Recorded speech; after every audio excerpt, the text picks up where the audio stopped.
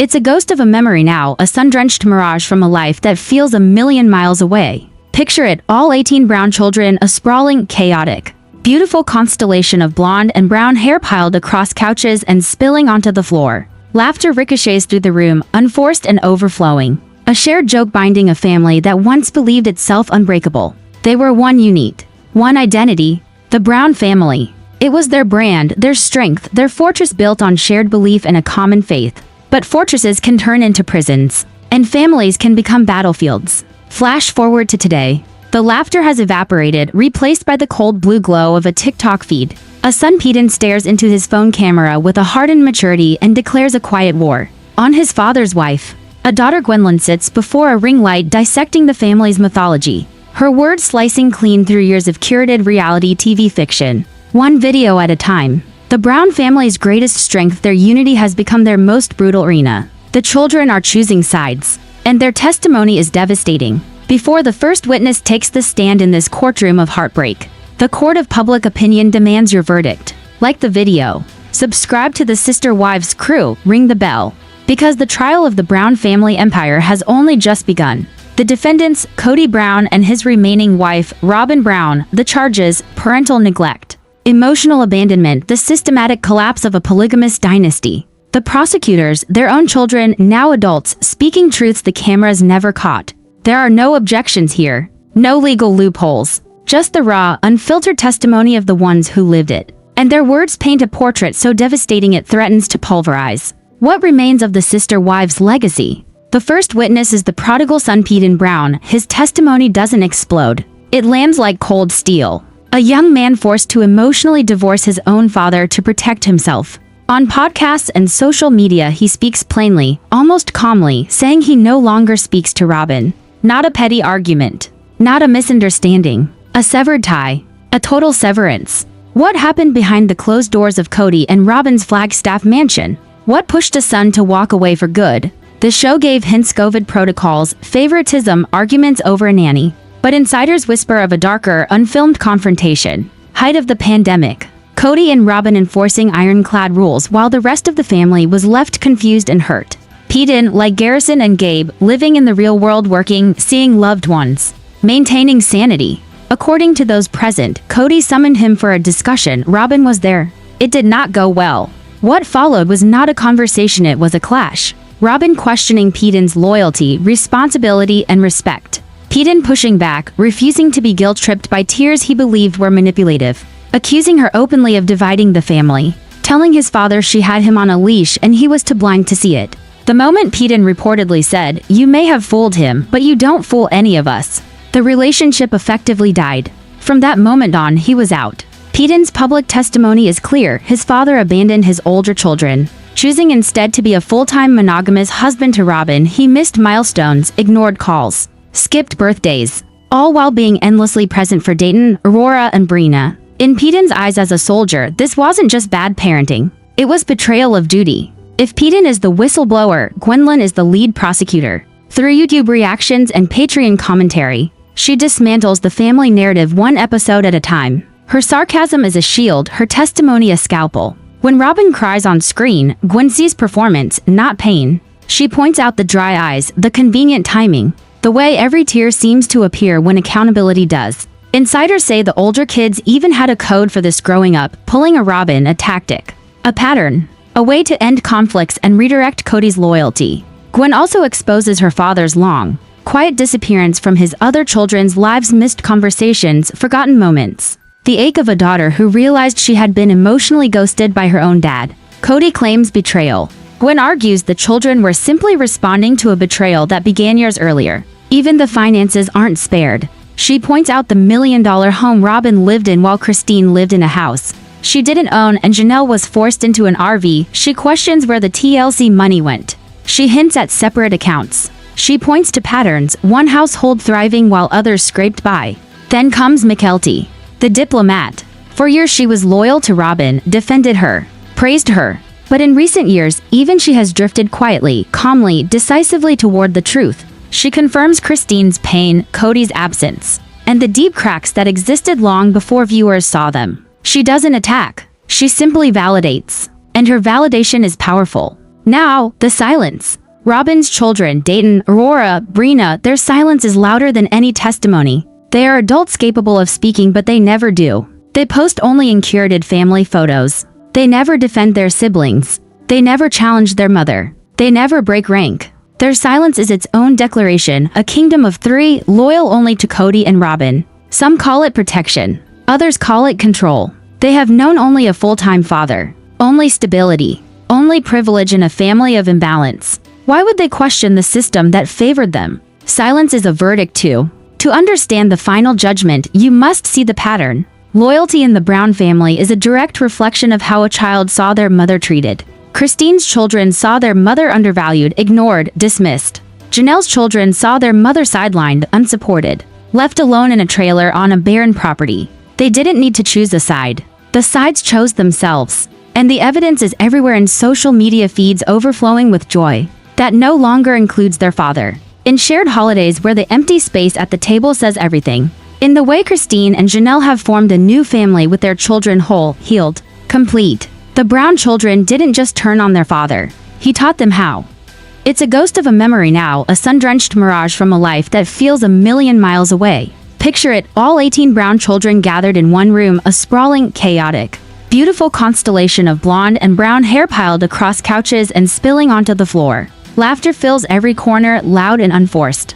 The kind of laughter that only happens when everyone in the room belongs to each other. In that moment, they weren't for households or competing loyalties. They were one unit, one identity, the Brown family. That was their brand, their pride, their sense of unshakable unity. Time has a way of turning even the brightest memories into ghosts. What once looked like an unbreakable bond now feels like a lie told in warm lighting. And framed for TV because the unity that defined them didn't just crack, it shattered. And the pieces are scattered across social media for the world to analyze. Today, the warm laughter has been replaced by the cold glow of a phone screen. A son stares into his camera and speaks a truth that fractures the image of the family forever. A daughter sits beneath a ring light, calmly dissecting the mythology they were raised in. One video at a time, the Brown children are rewriting the story their parents once controlled. And every word they speak sharpens the contrast between what viewers saw and what they lived. Before anyone takes the stand, the court of public opinion is already full. The audience watches, listens, judges. No lawyers, no objections. No edited confessionals, just the raw testimony of the children who once held that family together. And the story they tell is not a story of unity. It is a story of abandonment, favoritism, and the quiet unraveling of a dynasty that was always more fragile than it looked. The defendants aren't villains in a fairy tale. They are Kody Brown and his last remaining wife, Robin. The prosecutors aren't strangers. They are their own children, grown now, with memories sharp enough to cut through years of scripted narratives. One by one, they begin to speak. And the picture they paint is not the polished family fans once admired. It is the truth that lived behind closed doors, and this is where the unraveling begins. The unraveling starts with a son who doesn't shout, doesn't rage, doesn't dramatize. Instead, Paedon Brown speaks with the steady calm of someone who's already mourned the relationship he lost. In interviews and live streams, his words land with the weight of a young man who grew up in a house full of siblings, but learned far too early what emotional distance feels like. He doesn't mince words. He doesn't soften them. He simply tells the truth. He no longer speaks to Robin, and he barely speaks to his father. It wasn't one fight, he says. It wasn't one moment. It was years of watching his dad drift further into one household, while the rest of the family became afterthoughts. Years of seeing the same pattern repeat. Robin's needs first, her children first. Her emergencies always the center of the universe. For Paedon, the break wasn't dramatic. It was inevitable. But insiders say there was a moment when everything snapped into clarity. It happened during the pandemic, when rules in the Brown family became stricter than any guideline, tighter than any protocol you'd find in the real world. While Christine and Janelle's kids navigated jobs, relationships, and life outside the home, Kody and Robin built walls around their household walls. The older kids were expected to respect without question. The day Paedon was called for a discussion, he walked in expecting a conversation. What he got was confrontation. Robin questioned his judgment, his commitment, his respect for the family. Paedon pushed back. He had spent too much time watching his siblings cry, watching his mother bend, watching Kody defend and protect one wife while dismissing the others. Witnesses say the words that ended everything weren't shouted, they were clear, sharp, undeniable. "You may have fooled him, but you don't fool any of us." The room froze. The relationship died on the spot. From that day forward, the separation became permanent. Paedon stepped out of the Brown family's inner circle, not in anger but in self-preservation. And once he stepped out, he saw the whole picture differently. He watched his father miss milestones. He watched calls go unanswered. He watched holidays pass without a father's presence. He watched birthday after birthday celebrated without him. And then he said the quiet part out loud: he chose them over us. For a soldier, duty is everything. And in Paedon's eyes, his father failed his post. If Paedon is the calm voice of painful truth, his sister Gwendlyn is the scalpel sharp, precise, unflinching. While Paedon speaks from the outside, Gwen speaks from the inside. She turns on her camera, presses record, and dismantles the illusion of their family one episode at a time. She calls out favoritism with practiced clarity. She points out inconsistencies with a half smile. She exposes what the show edited around what her siblings felt, what her mother endured, what her father never acknowledged. She watches old episodes like a forensic analyst. She sees the tears that appear on cue. She sees the patterns in Robin's reactions. She sees the way Kody's loyalty shifts every time. Growing up, the older kids even had a phrase for it: pulling a Robin, a reference to the tears that always seemed to come when accountability did. It was a tactic they recognized as children and now speak about as adults. But Gwen doesn't stop at analyzing Robin. She speaks openly about her father with the honesty of someone who stopped hoping for change years ago. She describes a childhood full of broken promises and quiet absences. She doesn't scream. She doesn't accuse. She simply remembers out loud, and the truth in her memories speaks louder than anything else. Together, the older children form a chorus of testimony that is impossible to ignore, each voice different in tone, but united in one devastating message: their father's love was not equally given. And as their stories begin to converge, the empire that once looked so large, so unshakable, so iconic, begins to crumble under the weight of its own truth. If Paedon is the whistleblower and Gwen is the prosecutor, then Mykelti is the quiet shift in the earth, subtle, steady, impossible to ignore. For years, she stood firmly beside Robin, echoing her defenses, believing her intentions, repeating the loyalty she was taught. Mykelti was the bridge between the households, the daughter who tried the hardest to keep peace, to keep connection, to keep the family from collapsing under the weight of its own fractures. But even bridges break when too much weight is placed on them. In recent years, Mykelti's tone changed. Not dramatically, not in anger, but in truth. She began acknowledging what her mother lived through. She began validating the pain her siblings had been vocalizing for years. She began speaking about Kody's absence, about the favoritism that was impossible to ignore, about the long-standing cracks in the family's foundation. She doesn't attack. She doesn't accuse. She simply confirms. And sometimes, confirmation is more powerful than criticism. With Mykelti's shift came something even louder: the silence of Robin's children. Dayton, Rora, and Brina. 3 names that never enter the battlefield. 3 voices that never correct, never explain, never defend. They are adults now, perfectly capable of speaking for themselves, but they never do. Their world has always been different from their siblings. They grew up with a full-time father, a present father, a father who lived in their home, ate at their table, supported their milestones. While Janelle and Christine's children counted the hours, days, and weeks between their father's visits, Robin's children never had to. Their silence is not empty. It is a statement, a declaration of loyalty, a boundary drawn in quiet, a kingdom of 4 that stands separate from the rest. The family that once shared everything now shares nothing. Holidays, milestones, vacations, every moment posted by the older kids shows a new reality. One where Kody and Robin exist only in the background like ghosts. The tables are full, the rooms are warm, the smiles are genuine, but the space where their father should be is noticeably, painfully empty. The truth becomes impossible to ignore. The children did not turn against their father on a whim.